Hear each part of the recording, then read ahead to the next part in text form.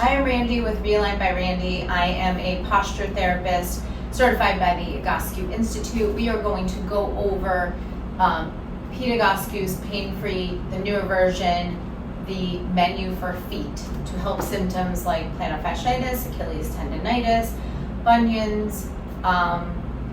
So this routine is focused on the whole body, as so much of posture therapy is, even though the symptom is at the feet. But many times just the way we're leaning in, our whole body is holding us. You may have pain on one foot or both feet, and that will help tell a little bit of where the imbalances are in your body, depending on how the symptoms are happening. But this is a great place to start. You can do this menu for a few days to a week and see if you're getting some improvement. The feet are holding us up, and many times people are wearing shoes all the time, which is like casting your foot. And so in the physical therapy world, which I am also a physical therapist, many times we use orthotics and all of that to control symptoms. But something that I learned over my years with my own feet, that ended up resulting in my feet feeling better, but other symptoms in my body. So as I got into posture therapy for myself, I was able to stop wearing my orthotics, and I've changed the type of shoes that I wear. I've really worked on my feet working better and supporting my body better to help reduce and get rid of symptoms that I have. So I hope this menu helps. By going over it in the video, you can see some details, some modifications to help you on your own healing journey. Sitting heel raise with a block is our first exercise. So we've got props here. We've got an Egoscue block or a yoga block, or you could have a small couch pillow or a bed pillow folded in half for any of the exercises that use a block or pillow. We are going to start off sitting in a chair or whatever surface you have to sit on. You are going to sit away from the back of any surface. So you're sitting upright. You're going to put your knees directly over your ankles, and you want your feet nice and parallel to each other, parallel by the outsides of the feet. When I turn, I'll show that a little bit more, but right here at the pelvis, you're gonna roll your hips forward for the sitting position. Now, that is using your hip muscles, not using your back muscles. That's really important. So kind of relax back, roll forward, and sit up. And then you'll be grabbing whatever you're using, putting it between your knees, and then we're going to raise up your heels. I just wanna show you, feet are parallel this way, okay? So I'm gonna come back to this position to demonstrate this. Okay, so this is a raising up of your heels, but this is not really meant for your calf actually. This is meant for your hip muscles. So when you do this, you just have feet on the floor and just real gentle rest, and you're raising using the front. This is gonna be 3 sets of 10. So I'm going nice and controlled, and this is an interesting little description. I imagine you had strings here and you were just trying to control up and down. And that way the work is coming more from the thighs than focusing on just a traditional calf raise, which would look more like this. But when I'm sitting nicely, I am rolling, and you can put your hands down or on your thighs. The rest of me is upright, I'm looking forward, and then I'm really just trying to use my thighs and my hip flexors up here to lift. And I would take a break at the 10, let my pelvis relax, reset, using your hips to roll forward, correcting my posture, and then I would lift again. So that is sitting heel raises with a block. Okay, next up is short foot.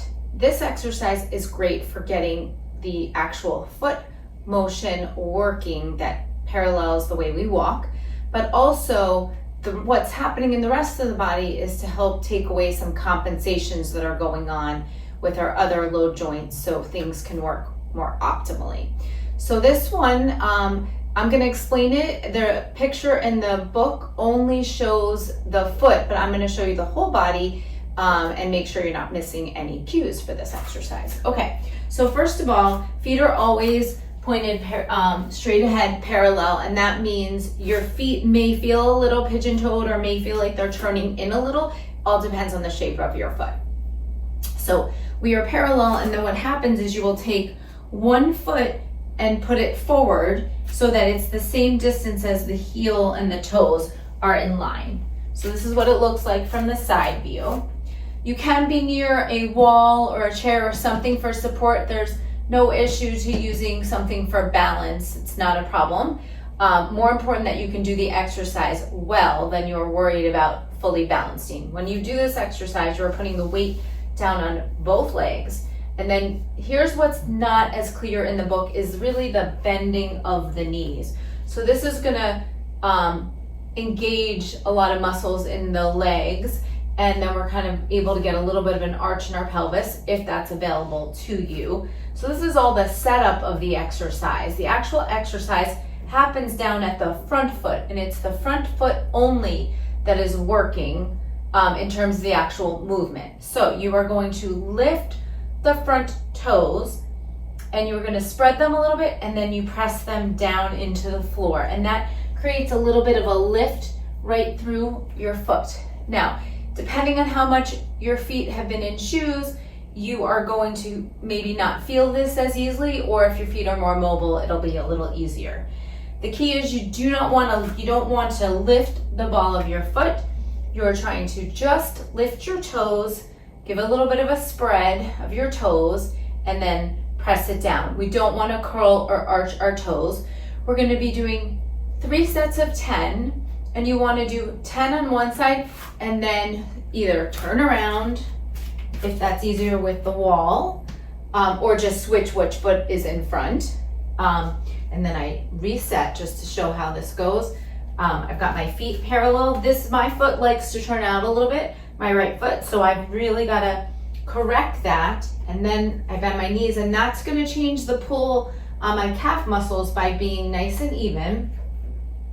And then my front foot, again, I'm trying to look forward. You may initially need to look down to figure it out, but then you want to look forward, and you're going to lift your toes, try and spread them, and then they press into the ground, lifting the arch, not curling the toes or trying to scrunch them or anything like that. And again, my arms would be resting down, so I'm lifting my toes, spreading and pressing into the ground, and then lifting, spreading and pressing into the ground. Again, back and forth, 3 sets of 10.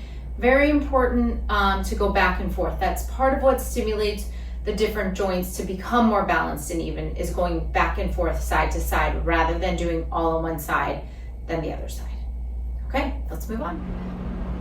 Next up is static back. This is one of the most common exercises used in posture therapy, used in Pete Egoscue's books. So even though it's called an exercise, you are staying in one position for 5 minutes and breathing, but it is really important, and we'll kind of go over how it is an exercise. So first of all, let's go over what you need to get into it. So you can use a chair. This is like a Egoscue block, that's what we would call it. But this is about 18 inches high.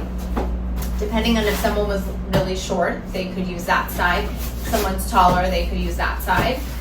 But basically, whatever you have at home, this could be a container that you use in the garage, an upside down laundry basket.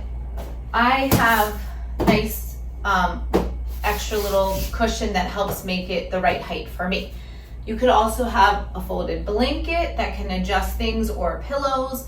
The idea is you really want to be 90-90 when doing this exercise. That will put your hips and pelvis and your knees in the best position, and it will feel the best on the back. That's one of the things that I find with people who are in pain. Really getting to the 90-90 position will make a difference for feeling better with this exercise. So this exercise helps the body even out muscle compensations, and also it lets the back relax, which sometimes is overtaking in our movements or our walking and overworking.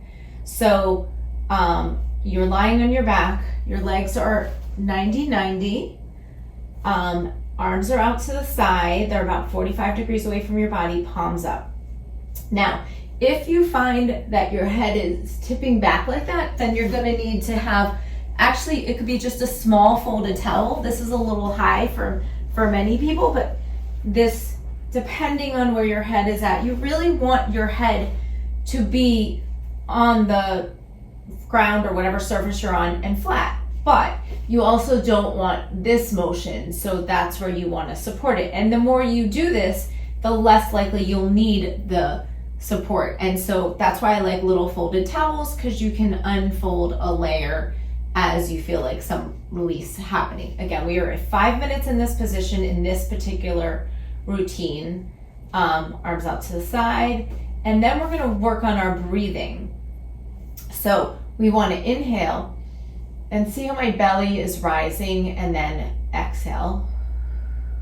Rather than being, I could be more from my chest, that is not going to help us as much as breathing where your belly is rising and actually putting some of the air into your sides and your back. This is more of a particular detail that I've used with extra courses that I've taken to really breathe into the entire, what we call canister of your abdomen. So as you inhale, and then just relax out the exhale. All of this is stretching and releasing the muscles from the inside out when you do that. And we have a lot of muscles in our back and through our abdominal muscles and all of that. Sometimes there's imbalances, and this breathing will help both sides get into more even position. That's the same as why we're using the even floor, the even block, positioning ourselves to let gravity act upon us. And that's why, even though this doesn't seem like a big exercise, a lot is happening. And this can be relieving. And so it could be whether you have a foot pain or a back pain or a knee pain, this position can still help. So again, 5 minutes in static back, and use all the supports you needed to get the best position. Okay, so next up is the frog position. We're gonna be holding this for 2 minutes. Nice, easy position. But again, this is about gravity, evening some things out. This is about letting our inner thighs, our groin muscles relax and release and even out, which sometimes they are working more than they should be when we are walking, instead of our hip flexor muscles. So, and then in addition, we're getting a natural spinal extension very gently here without using the muscles, and it's allowing our pelvis to even out. So how to do this exercise is we're putting our big toes together, our heels together, just gentle pressure and opening up our knees. Now, if your knees hit the floor, then I would consider skipping this exercise because there's too much laxity. If your knees are up here, that is okay. But if there is pain, this is definitely an exercise to skip. It's just not the right exercise if you're having pain while in it. So the other thing you may see is one leg up higher than the other, and that's great in terms of the more you do this regularly and you do your 2 minutes, likely your legs will even out, which is going to help balance out your walking, especially if you're having a foot pain on one foot and not both feet. That imbalance may be part of the problem, and so that will help by evening it out. So my arms are out to the side, palms up, 45 degrees away from the body, and you can just relax and breathe for the 2 minutes. The next exercise is foot circles, point flexes. This is great for ankle mobility and balancing out other leg muscles as well. So we're gonna lie on our back. I did get a little towel to demonstrate that. So anytime we're lying on our back for an exercise, if your head is tipping back, could have a little small towel folded, and that way you can undo layers as needed. Okay, I don't need it, so I'm gonna put it back. So For this exercise, you're lying on your back, legs straight, shoes off. Bring your knee to your chest. Put your hands underneath your knee. And then the down leg's job is kneecap to the ceiling. So instead of just letting it roll out or maybe it rolls in, it's being mindful kneecap to the ceiling. So you're getting a nice little stretch of the hip opening here and connecting those muscles. You don't have to force the ankle at the down leg to do anything. Now, the main part of the exercise is you got your hands underneath. This shin is parallel to the ground. Sometimes it's very hard to be aware of whether it's pulling down or up, but that will help get the most out of this exercise. So then we begin with outward circles, and it's going to be 20 going outward, and then you're going to do 20 going inward, and this is the inward direction, and then you are going to do 20 point flexes. Now, I'm not doing the exact number at this moment. I just want to point out some important things that you're trying to get the most motion when you're going around in either direction. Really take your time and really aim for a full point and flex, including your toes really working. That's just going to help create more movement throughout the muscles in the foot and the ankle. And then we are going to switch sides. Again, just a reminder that if your leg was tipping outside, you want that kneecap to the ceiling. That is part of the work. Again, we get on the bent leg, we get the hip flexor here working a little bit because it's pulling in, and then here we're getting some stretching out and opening. So it's not just about what's happening at the foot, we're working on the body as a whole. So now I've switched sides, hands are underneath the knees, I'm relaxing my shoulders. Again, the count would be 20 to the outside, my kneecaps to the ceiling, and trying to make sure my shin is parallel to the ground. 20 outside, and then it would be 20 to the inside, really trying to move the whole foot and ankle, and then you would do 20 point and flex. Okay, next up is calf and hamstring stretch. This stretch will help restore balance of the muscles in the legs, which are tied to why there might be ankle or foot symptoms, plantar fasciitis, or Achilles tendonitis, things like that. So we're gonna go ahead and get into position, lying on the floor, but we also do need a yoga strap, or could be just a stretching strap, preferably not stretchy, just a more firm band. That could be a jump rope, could be a rope tie at home. You could even use a sheet if you needed to. You don't have to have a loop on it at all. Okay, so we're gonna lie on your back. And again, when you're in this position, if you needed your towel for your head tipping, you could use it. You are going to bend one leg, and then I'm going to put the loop on my foot towards more the ball of my foot. This is really two different exercises in one. And again, I could be doing it this way as well. I don't have to have my foot in the loop. So for the calf one, you're focusing on the pull. I'm just adjusting my strap, where you're pulling down on your toes so that your calf stretches. Very important to keep the leg pointed straight, not rotated out. This will help with getting a more balanced pull. Then you are pulling down. You are tightening your thigh and holding up your leg. So a large percentage of the work is the thigh holding the leg up. So this isn't just about the calf stretch. This is also about connecting the leg muscles of the whole leg working together in a nice straight line in a very intentional way. So we relax our shoulders down, and I'm pulling, and this is 30 seconds aside for each of the exercises we're doing. And so I will do that. Then I would put my foot down, switch to the other ball of my foot. You could go right into the hamstring on this one, but I'm going to switch back and forth. So again, I'm lowering my legs because my knees are in line, because I'm not worried about the hamstrings. I want more focus on the calf, the lower leg.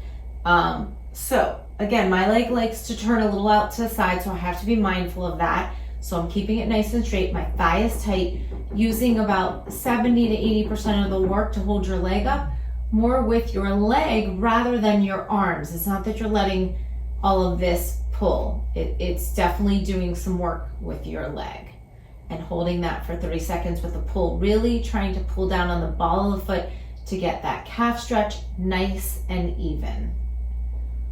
When we do a calf stretch in standing, sometimes our foot's turned out and we don't realize we're not stretching both sides of the calf evenly on one side, which is super important for keeping the foot feeling better. All right, so next part is the hamstring. So now I'm gonna put the strap more in the midfoot. And now this is really gonna be dependent on your body, where you're at. So if this is all you can do, the key is knee straight. So wherever your leg can be with your knee straight, thigh tight, pulling nice and evenly, that's where you can be. Now for me, I'm a little tight in my hamstrings, but I've definitely worked at it, so not bad.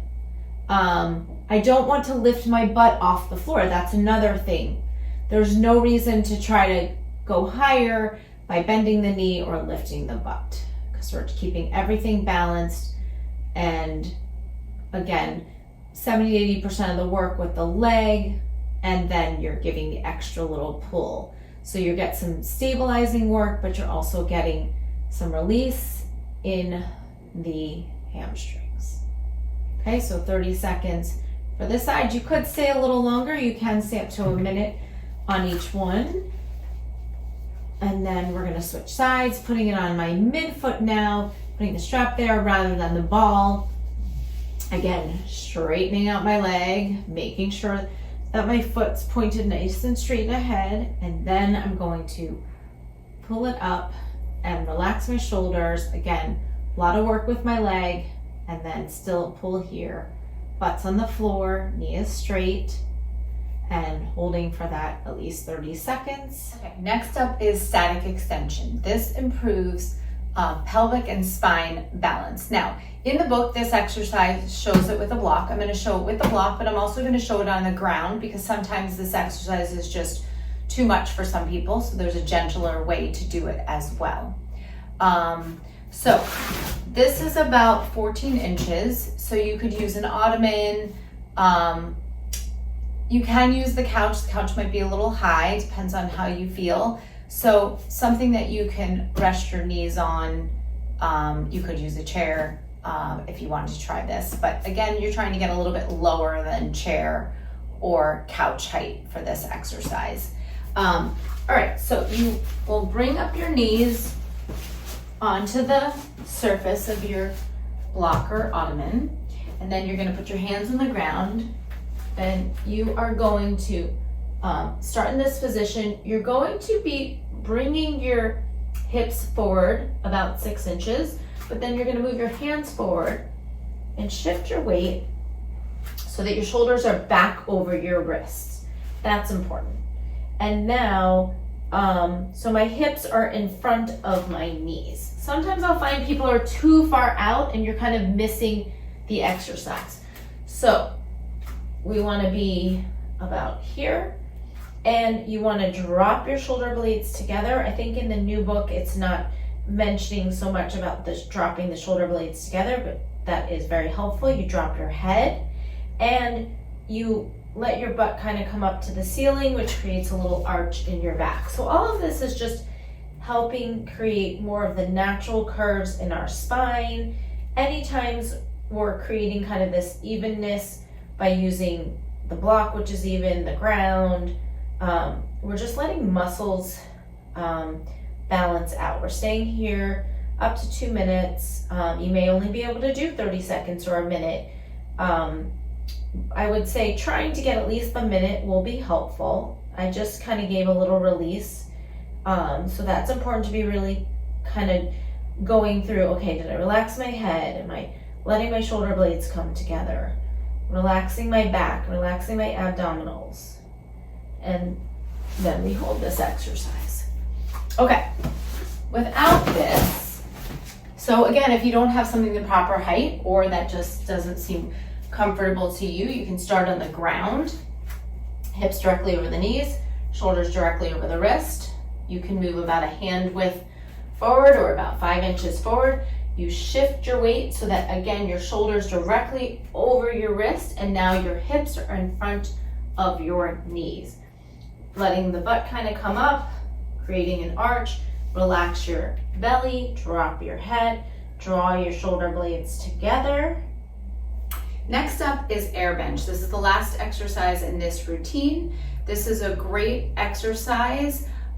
It changes the forces. It's actually making the legs work more and less in the back, which just allows the body to load better, which will help your foot pain, ankle pain, because sometimes when the back is overworking, we're kind of in this position, putting too much force on the front of the foot, creating tension through the heel or the calf. So it's all about loading, and that's what we're getting, better loading with this exercise. So you will need a wall. You need to either put sneakers on or sturdy shoes or have a yoga mat, because you do not want to slide. For the safety of this exercise, that's most important, is not being in a position where you'll slide. So you lean back against the wall, you walk your feet out, and you're gonna come down to almost 90-90. You want your ankles, your feet and your ankles in front of your knees. So you do not want this. You don't want that where your knees are coming out further. So you want to come with your ankles out in front of your knees. See how my feet are parallel? I'm not real wide, that's another thing. This will create better work in the legs that way. So as I get into position, I'm also gonna press my low back into the wall. I'm not gonna force my head onto the wall. That's not, in this exercise, that's not what we're focused on. We're focused on getting our back, it'll release some of the back, and it's also about making the legs work. A little bit of the abdominals are working. We're putting our weight, if possible, through your heels, and that will help press you into the wall. If you have knee pain with this, you could come to a little bit higher of a position. Now, this exercise is typically recommended for 2 minutes, which is really difficult for a lot of people. So I recommend starting with 20 or 30 seconds, and you can do a couple times, and you build up to a minute, and over time you can build up to 2 minutes. So obviously, the more you can get to the 2 minutes, the more benefit you'll get, but this exercise, even done a little, is still really beneficial for so many things. It's evening things. We're using the wall and using the floor to create even also the positioning of our feet.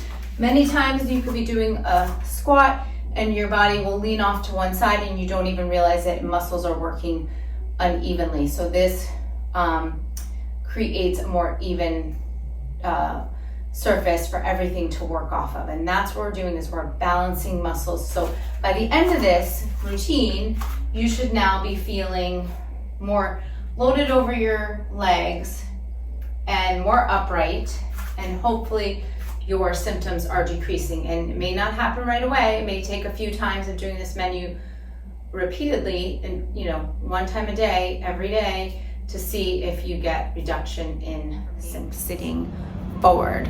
Again, I am Randy with 2 E's. Realigned by Randy is my name on my website, my Instagram, my Facebook. So if you're interested, you can, in getting help more personally with your symptoms, I do Zoom visits as well as in person in South Florida. So you can message me with any questions.